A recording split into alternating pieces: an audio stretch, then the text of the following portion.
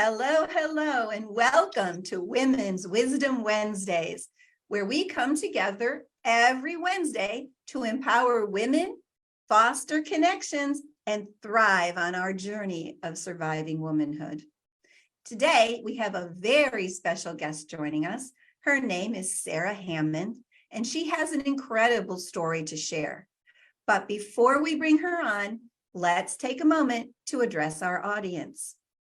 We want to remind you to visit our website at www.survivingwomanhood.org, where you can find valuable resources, connect with other women just like you, and stay updated on our upcoming episodes and all of the other things we offer. And that's a lot, so don't miss it. We encourage you here to actively participate by asking questions and adding comments. If you have a story to share, we would love to hear it. This is a safe space for you to learn and for us to grow together. Now, I'm Kasey Conrad, well-being specialist and whole life coach, and my beautiful co-host. Hi, I'm Bianca Cartin, and I'm also a coach at the Surviving Womanhood. Thank you. So now, let's meet Sarah.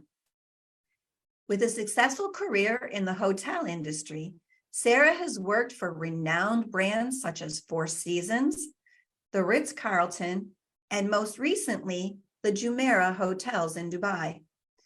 She's about to embark on a new chapter, which she just started yesterday, with an exciting new role at the Anantara Hotel in Ras Al Khaimah, UAE. In her 50s, Sarah has been living in the UAE since 2016, and Sarah's mother died 13 years ago from cancer. And Sarah was fortunate enough to be with her mother at that time. And she lost her father just 6 months ago. And that's what we're going to talk about today. And as a note, I've recently read individuals who experienced the loss of parents in midlife reported a significant increase in personal growth, resilience, and self-reflection. And we're going to talk to Sarah about those things. Hi, Sarah. Hi, Kasey. Hi, how are you? Hi. I'm well. Hi, Bianca.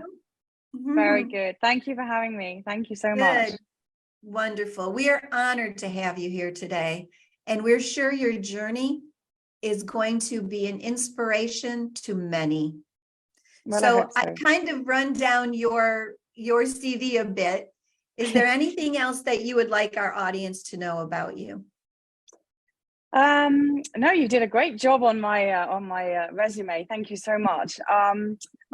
Yes, as you said, I'm in my 50s. I'm 52. I've lived in Dubai for 7 years, and I have seemingly a successful career.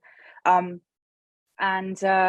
just really interested to share with you my story about the loss of both my parents and other aspects that have affected the outcome of my life over the last 7 years or longer. Well, let's dive right in. So, can you share some of the challenges you've encountered during your life's journey after losing your mother and then your father, and how you've managed to find strength and fulfillment in your life after those events? Absolutely, of course. Yeah, I mean, I don't think anything prepares you for losing a parent, especially a mom. I was just short of 40 when my mom passed away, and she was diagnosed with a very rare cancer, which was terminal from day one.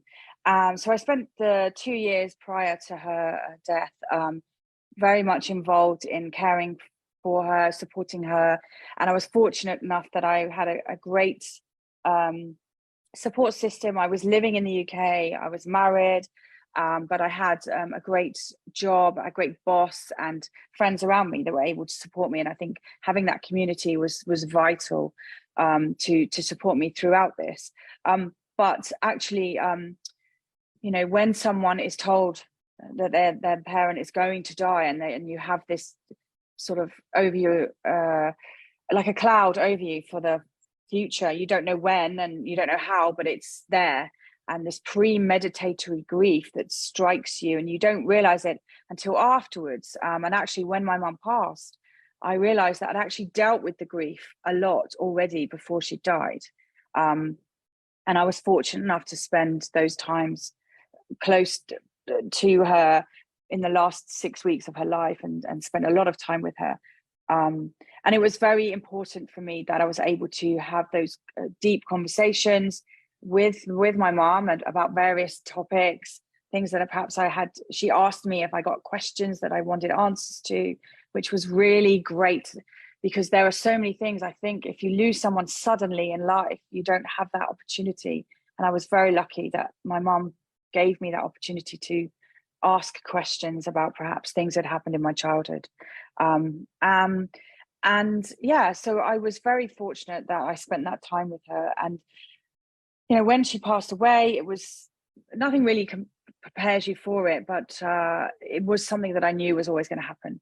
And I found solace in a few things that were close friends, obviously, family members, and my father, my brothers, my friends, my work. I threw myself into work. I was married, but I also had other challenges that were going on. I was trying for a baby at the same time, and this wasn't very successful. It wasn't successful at all. It wasn't ever going to happen. And there were the fact that my mom was such a big part of my life. When I was trying to have the baby and I realized that I would only be able to have IVF, I actually made a decision, a big decision, to actually not go ahead with it, because of the fact that my mum was not with me to share and support me. And some people might have said that was a very strange thing to do, because it was important to me to have a child in my life, and I did definitely want that. But I really felt at that time the grief was so strong, and that I couldn't see any way through it without my mum there. And I knew that she wasn't going to be enjoying my motherhood. She wasn't going to be supporting me. And a lot of my friends had actually already had children, and their children were older. So this was a big part of the whole grief process. Was actually, I was grieving for my mom, and I also was grieving for the child that I was never going to have. So, but I still to this day stand by the decision that it was the right decision for me. And because of future things that happened, I still stand by that. But it was a very difficult decision. And sometimes during the years that came, I did question that. Was it the right thing to do? So yeah, so there was a few things that happened. And then obviously once my father passed away more recently, it was a very different scenario. I was living in Dubai. I wasn't with him. My brother was supporting him. My brother was going through the caring, which is what I did for my mum. So I felt very outside and very sort of away, because I was away. I did as much as I could to get home and see my dad as often as possible. But yeah, it was quite challenging. So yeah, that's the story of my parents, passing, and how they were both very different scenarios. And I think as a adult, you really do grieve in a different way as you do as a child, I believe. I mean, obviously I haven't lost a parent as a child, but it's a very big thing, because then you feel like an orphan at 52 completely. So yeah. Yeah, so that's fantastic. Thank you for sharing with us the story and how heartfelt that is. We really appreciate that. And I'm sure that you are touching other people who are watching. I want to add also that my father passed away in December as well. And I can relate, as I'm sure other people can, especially those of us who live away from our parents. And Bianca has lived away from her mom for a while, and she can share a little bit of that as well. So when my father got sick, he was sick for quite some time. And my two brothers live near them, and one lives away like I do. And those two that were there were doing lots of things, and we were supporting from the sidelines. Yeah. So I can relate to feeling a little bit guilty about not being able to be there. And so feel very fortunate that at the end of my father's life, the last month of his life, that all of us were able to work it out, that we could all be there together. And it was an amazing journey for us, because we're adults, like we're very much adults. And we haven't spent a lot of time together as siblings since we were much younger. And we were all kind of in the same house and, together for hours and hours and hours a day. And that could have gone either way. Like that could have been, because we all have very strong personalities and, ideas of how we think things should go. So that could have been an ugly situation. However, it worked out that it was a beautiful situation. And honestly, it was such a wonderful time. It's kind of a double-edged sword, right? Because again, there were many days that we thought my dad was going to pass, and then he rallied. And so we went through this, and I think the same with your mom. Yeah, you kind of go ups and downs going, so it is like that pre-grief. And that's a wonderful way to describe it. It never occurred to me until you said it, that is exactly what we went through. And it really was kind of making it lighter at the end, like, because we had already done that. So I really want to thank you for putting that into a wonderful perspective for me, and I'm sure for other people who are watching, because that makes a lot of sense. And it also helps with the feeling of why we got through it. Why we got through it so strongly and smooth. Because I actually had, sorry to interrupt you, I had quite a few moments of guilt about the fact that I had a friend whose mom passed away 3 months before my mom, and she was a mess, like a total mess. She thought her mom would pull through, and she would never accept that she was going to pass. I don't think it was ever a terminal diagnosis. So it's a different thing. Whereas when somebody is given an illness, my dad had an illness that was never going to, it wasn't cancer, but it was never going to get better. My mom had an illness which was never going to, it was going to always kill her. So you automatically go into the mode where this is going to happen. I don't know when and I don't know how, but I'm going to have to process this and deal with it as each day. And it really changes how you feel about things. And then when my mom passed, I felt terrible guilt that I wasn't as upset as physically upset as when I look at my friend, and I was like, God, she's really grieving in a different way to me. And I felt that I was doing it wrong. And I thought, wow. And then I read a book, and I can't remember the name of it, but it was about, it's about the 5 stages or 7 stages of grief.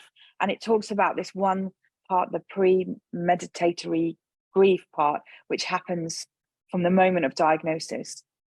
And when I read this, it totally made sense to me that it's like, yeah, I've definitely been, it's the cat, sorry. I've definitely been doing this. I've been dealing with this all along, and I just didn't realize it. And so the shock obviously wasn't as strong because I knew it was going to happen. Doesn't mean the sadness isn't there and you don't grieve for the loss, but just the process of the death and how it happens is different. And I think for people, when they lose someone suddenly, I haven't had that, and I don't know how I would cope with that compared to losing both my parents in a different, sorry, this is Karma. Beautiful.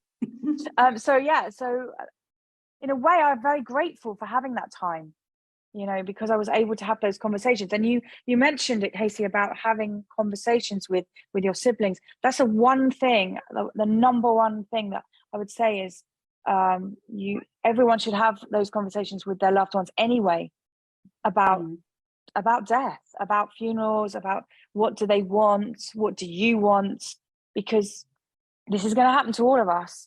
But the more we talk about it as an open topic of conversation with children, with teenagers, with grandparents, it's not a stigma, and it's not such a something that we should hide. And then when it's too late and you haven't had those conversations, then you don't know, what did they want, what was their favorite color flowers, did they want flowers? It becomes a guessing game.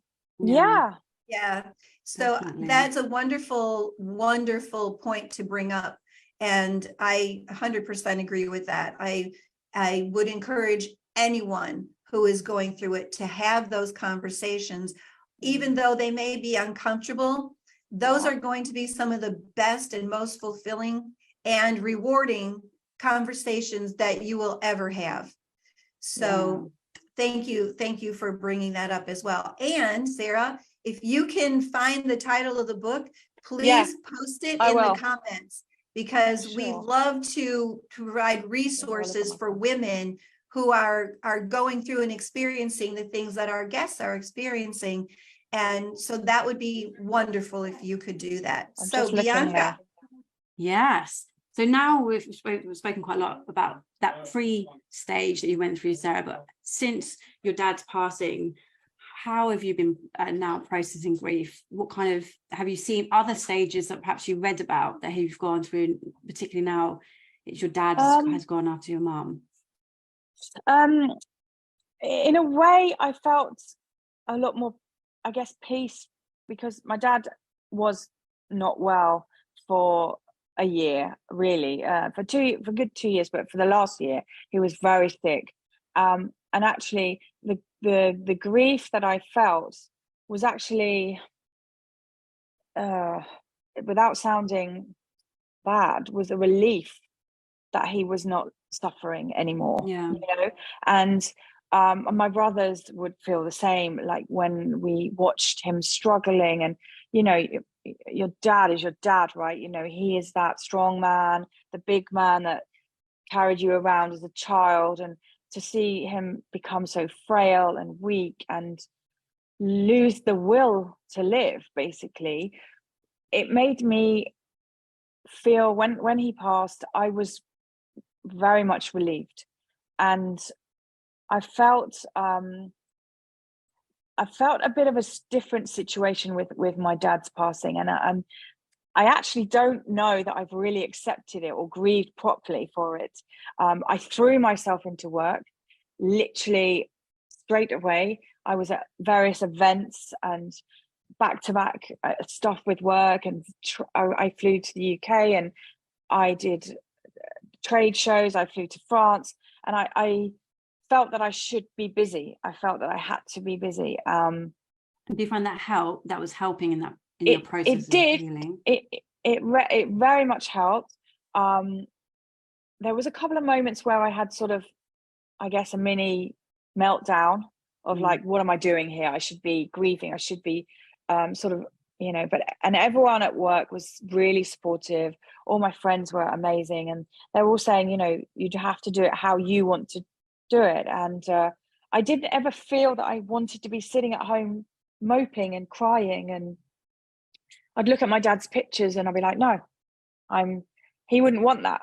And so it was a very different grief to when my mum passed, but maybe that's age and wisdom and experience of it, and knowing that he was now at peace, and therefore he would want me to live my life and get on with things. So it was. I'm sorry. I wanted to ask you something about that. The difference in the grieving of your parents. Is it possible that because you had different relationship, like your relationship to your mother and your relationship to your father were different, right? Even though some time had passed, would you say, because I'm sure people experience this as well, would you say that possibly the difference in your relationship would have driven the difference in the way you grieved your parents? Probably. I would say more over the distance the fact that when I was with my mom, I was living in the UK. Obviously, as a daughter, you're naturally, you know, my mum included. I was there when my mum got diagnosed. I was there for most of her treatments. I went to, you know, her blood transfusions, for everything. The last 6 weeks of her life, I pretty much stayed with her in her hospital room. Whereas with my dad, because I'm here and not able to get home as much as I would have liked, and I went as much as I could, but I had to rely on my brothers and other people to do the caring, and also the male female thing. I think when I was there, my dad was still, even though he was frail and weak, he was still proud and wouldn't want me to be involved in the stuff that, you know, taking him to the bathroom and that sort of thing. He was still had his dignity, and I think that has that, so it separates you. Whereas my mom, I would be, you know, more hands-on, and I think that was probably the difference. Whereas so my brother took the patriarchal role and led my father and looked after him, and I just felt a bit like I was sort of in the background. But the distance thing would definitely have had more of an impact. Had I been living there, I would have definitely been involved more. Okay, thank you very much. And so I was just checking to see if there's anyone online who's given us any questions, and if anyone's watching who has any questions for Sarah, please write in the comments box and we will respond to you. Sarah, I know, because I know you, and I've been watching you from far, because now I'm in England. Since your dad's passed away, I've seen you sort of really blossom, and like I've seen so much change for you. I'd love to hear a little bit of like what you've experienced, how it's felt for you since this year, and the things that you've perhaps done differently, or the strategies you've changed because of that. I mean, if I can go back firstly to my mum's, after my mum's passing, the things that changed me at that point, obviously the whole infertility thing was an issue. My mum passed away in 2010, and then in 2014 I was married, and happily married. My husband decided to have an affair and ended our marriage of 18 years. So that was a massive blow and emotional crisis. But one of the things that I remember saying to myself as a mantra was, if you can get through your mum passing, you can get through anything. You know, I got through it. I didn't get over it. I'm not using that, but I managed to deal with it. And I remember saying, if I can deal with that, I can deal with divorce and being alone. And my life changed at that point, because obviously I became single and independent and had to find my feet financially and everything, and just move on. And it was actually really liberating to actually do that. And then fast forward, obviously I moved to Dubai, stepped completely out of my comfort zone and moved over to Dubai, and have been there for 7 years. But for the last few years, since you've known me as well, I've struggled with various factors in my life. I was very overweight and unhealthy and miserable, and even to the point, like my dad would say, "Oh, Sarah, you know, you need to look after your health. You need to lose some weight." And I was like, "Yeah, Dad, yeah." And it was something that was always on my mind and always there. And then I woke up on New Year's Day after spending a reflective New Year's Eve on my own. I woke up with a slight hangover, but I accept that. And I remember saying to myself, this is my year. And I know that my dad is making this happen, but I was changing whatever it was I was going to change. It was going to happen. The year of yes. So I have proceeded to move goalposts, and I've lost 25 kilos. I have got a new job. I have a new house, a new life, moving sort of an hour out of Dubai. And I found love in my life, which was something I haven't had for a while. So I felt like I'd managed to tick every box of my wish list, that I've been waiting to do for so long. And then I look back and I think there was definitely some empowerment of becoming, like, wanting to prove to myself, but wanting to prove to my dad, even though he's not physically here, that I could do this stuff. And I didn't want to wallow in self-pity, and I didn't want to just get unhealthier and unhealthier. I wanted to turn my life around, and I feel like I've been able to do that. And honestly, for the first time in my life, I feel the healthiest I've been. I feel the happiest I've been, and I'm excited about my new challenges. And I look back and think, you know, I've lost both my parents. I lost my marriage of 18 years. The opportunity to have a child didn't happen, you know, but out of that came so much more. And I met so many wonderful people in my life. And I'm really grateful for that. And I think the most important thing for me was to just try and not wallow and get depressed and be self-pitying. And yeah, so And I wanted to make a difference.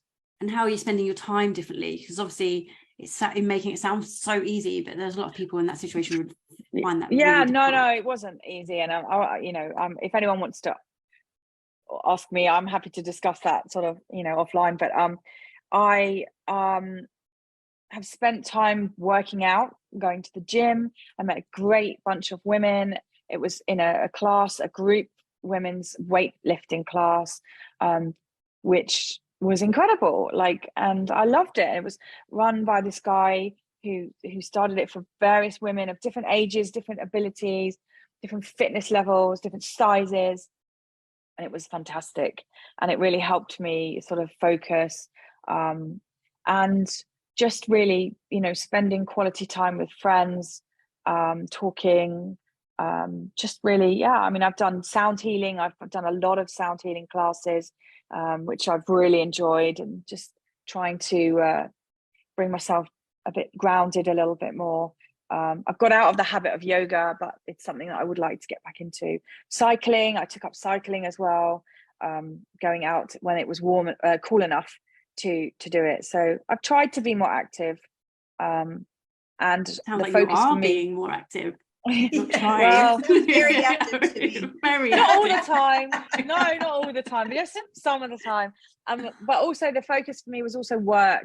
I was a little bit unhappy where I was working, and I got a new job, and I'm really happy, and it's exactly what I wanted. It's exactly where I want to be, and it's I feel like I'm in a good place. So Sarah, you do. You look like you're in a good place. It's an amazing unfolding. One thing that I would like to ask you, if you could tell the women out there who are in the same situation or a similar situation, what is one thing that you would say has kept you motivated and inspired to this wonderful success? And I love this, to your year of yes. What would you say was the driver behind keeping you inspired to continue to say yes? I think number one would be obviously losing my dad 6 months ago, and his was that me?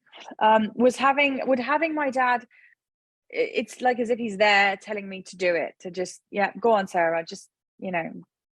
And I always wanted to make my dad proud, and that was very important to me. And I always believed, and not just believe, but know that my dad and my mom were always proud of me. They always were very vocal in this. And so I'm slightly sad that I'm not able to go ta-da and see their reaction and whatever. But, you know, I feel like I had to make changes for myself because I didn't want to be unhealthy. I'm very aware of my age. I'm very aware of the health implications, and having lost both parents, I think it was time to start taking action and really realizing that, you know, every day is a blessing. So yeah, that's really it. And I think the other thing, I talked about it before, was for anyone going through this or losing or dealing with somebody who's sick, talk to people. I mean, I didn't have counseling. I was pretty strong and I didn't feel like I needed it. I had a very good circle of friends and family, but I know other people that have really benefited from having counseling, grief counseling, and talking and really sharing. And I believe that when somebody passes, you shouldn't bottle up those feelings. You should talk about it as long as you need to, for as long as it takes to deal with that grief. And spray their perfume around the house, listen to the music that they liked, and do the things that bring you some comfort. Don't bottle all that away, because it's really important that you embrace those moments. Cry if you need to cry, shout, laugh, but talk. It's the number one thing, is to talk to people. That's beautiful. I love the idea of spraying the perfume around, because I'm huge on smells and aromas. So yeah, I love that idea. That's amazing. So thank you so much, Sarah. I want to just kind of go through to make sure that we have the key takeaways and to kind of summarize. So whenever I'm finished, if you want to fill in the blanks or correct anything that I might get a little bit wrong. Okay. Sure. So what I've heard you say is that one, having support is key, whether it's a group of friends, but some sort of community. If you feel the need to have counseling, to go to counselors. There are grief counselors available around, and perhaps Bianca and I can find some information on that, and then also post it for people as a reference. Absolutely. And sorry, Kasey, can I just also mention as well, it's really important, because people are working, right? We all have jobs, and it's really important to share the situation with your employers, with your bosses, and be open and tell them when you're having a bad time, or you need some time out, or because people forget quite quickly, because you come back and you come back from the funeral and you go to work and you just bury your head and you get on with it, but actually you're still dealing with stuff.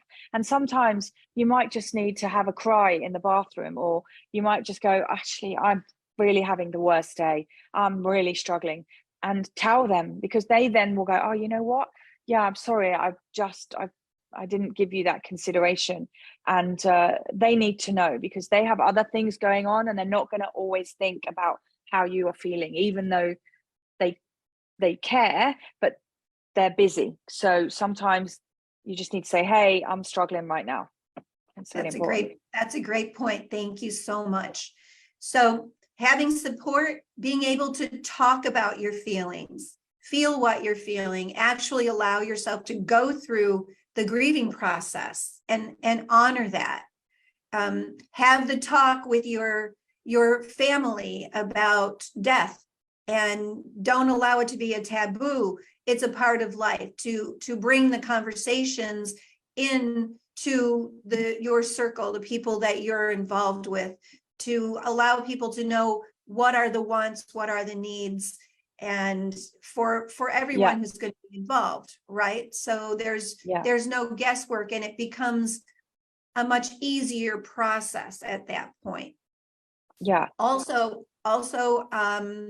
to take that time for reflection, take care, your self-care, let your self-care be a priority over other things. When we usually, even as women, have a difficult time prioritizing our self-care.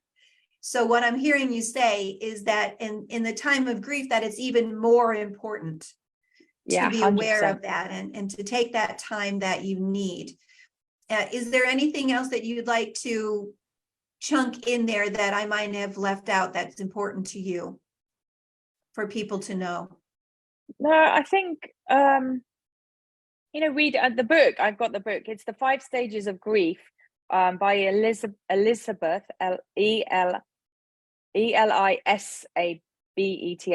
Kubler-Ross.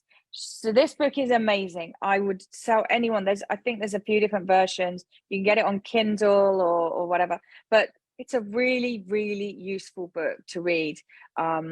And especially if you're dealing with somebody who is going to pass and you know that, or they've passed and you just don't know how you're dealing with it yourself. It's a great book. Thank you. That's wonderful. So we'll make sure and put that in the comments. Bianca, do you have anything else for Sarah? No, I don't. I've had a little look Okay. online and we haven't got any questions online yet. Okay, fantastic. So even if you're watching us on replay, which I'm sure millions of you will, please feel free to put anything in the comments if you have questions, or just to thank Sarah for bringing her story, her wonderful story, and sharing so much of herself with us today. So I want to just have all of us take a moment to appreciate Sarah for sharing her inspiring journey with us. Your strength and resilience are truly remarkable, and we wish you well and lots of luck in your new adventure in Ras Al Khaimah, which is such a beautiful place. Yeah, it is. Oh, yeah, I'm very excited. Thank you, Kasey. Thank you for having me. Yes, and Anantara is a fantastic hotel chain. So that's a wonderful place to be. Yeah. So for the thank you so much. Oh, thank you. We invite our viewers to share their own stories, suggest future topics or guests, and actively engage with the Surviving Womanhood community. Remember to mark your calendars and join us for our next Women's Wisdom Wednesday episode on July 12th, where our guest will be Heidi Almarouf, and she's going to be sharing her story with us about crossing culture, crossing religion, and crossing the ocean for love. So those of you who are living abroad, you will definitely be able to relate to at least a piece of this. So please join us. And before we wrap up, I again want to extend a heartfelt thank you to Sarah for joining us today and sharing her incredible journey of resilience. Sarah, your story is an inspiration, and I'm sure there are so many people out there who are going to take what you say, and it's going to help them so much. So thank you again. Thank you. I hope Thanks, so. Sarah. I really hope. Thank you so much. Thank you for allowing me to share my story. Thank you. And if you've been touched by Sarah's story, or again, you have your own experience to share, please do, because it's going to be helpful to someone out there. If your story just touches one person, it's going to make a world of difference. And we value your voice, and we want to create this community where we can all grow and live together. So we're going to continue to explore the remarkable survival stories of women who have faced challenges with courage and resilience. And we thank you all for being a part of this empowering community. Let's face every challenge, rise above adversity, and support one another on our journeys to surviving womanhood. Thank you all so much, and we look forward to seeing you next Wednesday. Sarah, again, thank you. It's been lovely.